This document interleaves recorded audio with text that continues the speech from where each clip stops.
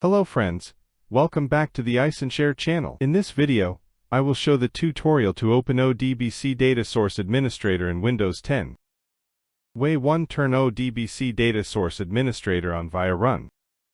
Press Windows and R keys to get the Run dialog. After that, enter ODCAD 32 and click the OK button to open ODBC Data Source Administrator.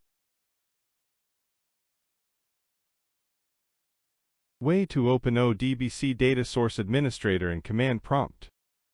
Open Command Prompt and input ODCAD 32. Then press Enter to open ODBC Data Source Administrator.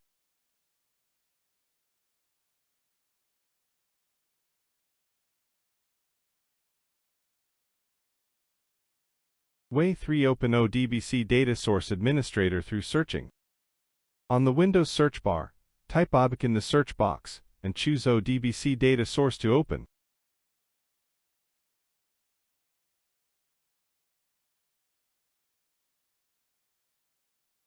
Way for Turn ODBC Data Source Administrator on in Windows PowerShell.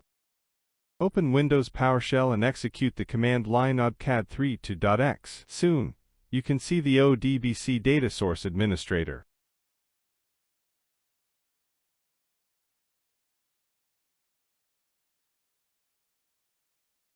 Way 5. Open ODBC Data Source Administrator in Control Panel. Open Control Panel.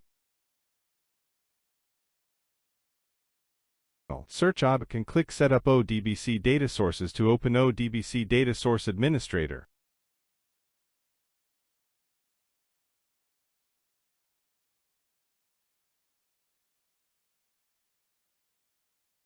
That's all for the video. I will see you in the next tutorial. Bye.